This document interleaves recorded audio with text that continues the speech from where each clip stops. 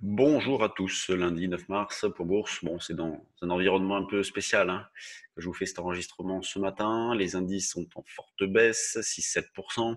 Le CAC était même à moins 10 tout à l'heure puisqu'on est allé chercher les 4600 points. Donc là, on est actuellement à 4773, en baisse de 7,05, moins 6,5 sur le DAX à 10 788 points. Donc en plus du coronavirus, eh bien, vient se rajouter le début d'une guerre des prix sur le marché pétrolier puisque suite à l'échec des négociations entre l'OPEP et la Russie, eh bien, l'Arabie Saoudite a décidé de baisser ses prix de vente. Donc, il n'y a plus de politique de soutien des prix, mais maintenant une stratégie de prise de part de marché. Donc, ce qui a un impact direct hein, sur les valeurs et notamment sur les valeurs pétrolières. On y reviendra tout à l'heure. Donc là, sur les indices, bon, bah, tous les jours, je vous propose des niveaux sur lesquels intervenir. Là, aujourd'hui, je vais m'abstenir. Franchement, ça sert à rien. Je vais pas vous donner un niveau à 10 heures du matin qui pourrait déjà être obsolète dans 20 minutes. Donc là, l'idée principale, de toute façon, de cette séance-là, c'est de ne pas faire grand-chose, de rester sur la touche, d'attendre que l'orage passe. Euh, on travaille vendeur, évidemment, sur des rebonds. Donc moi, s'il y a des opportunités, mais ça va pas être évident, ça va franchement être un peu au doigt mouillé. Je vais tenter des petites choses parce que j'ai besoin d'être mes positions aussi. Donc on continue de travailler vendeur sur les indices, CAC et DAX. Les niveaux d'information, bien évidemment, ils ne peuvent pas être proches. Sur les options, on ne peut pas se couvrir non plus, les volatilités sont trop fortes. Donc, si vous avez de l'intérêt, bon, ben, on peut toujours privilégier des stratégies à base de vente d'options. C'est vrai que ce matin, avec une ouverture à moins 8, moins 10, il faut avoir le moral, mais c'est vraiment dans cet esprit-là qu'il faut travailler.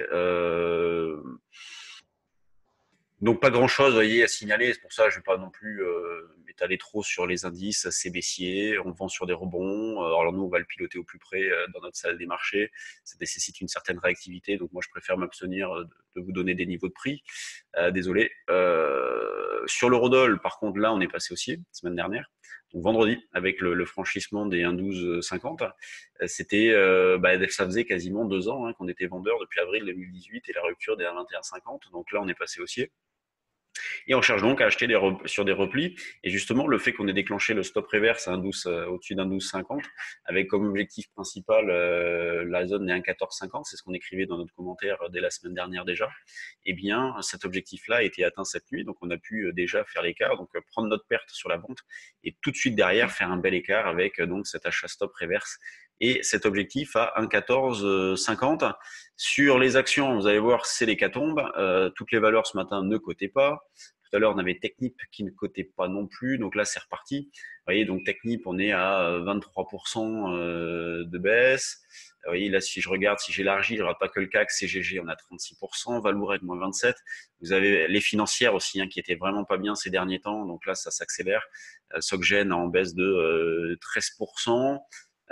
Total, on est à moins 13 aussi. Donc c'est sûr qu'à un moment donné, il y a de quoi se poser des questions. Hein. Total, on tombe à 30 euros. Bon, moi pour l'instant, je fais pas grand chose, mais c'est vrai qu'il y a de quoi déjà se poser la question d'eux. Les bancaires, donc sur BNP, moins 9, Airbus, moins 8,5. Alors, je lis par endroit que c'est la plus forte baisse depuis 2008 à l'ouverture. Alors, peut-être en séance, mais à l'ouverture, le lendemain du Brexit, on était à moins 10 hein, sur le CAC.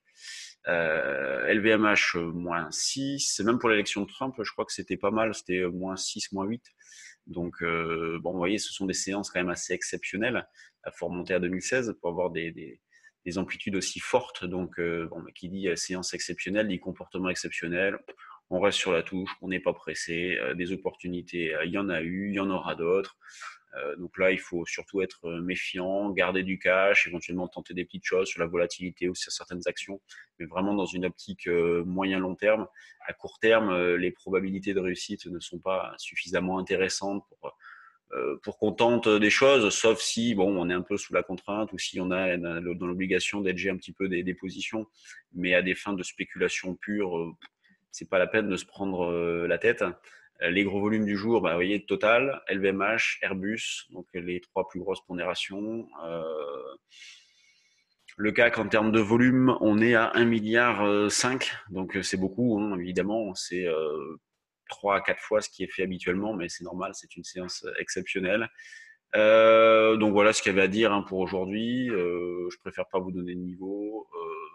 attendez un petit peu demain que l'orage passe, qu'on y voit un petit peu plus clair, et là on reprendra un trading un peu plus normal.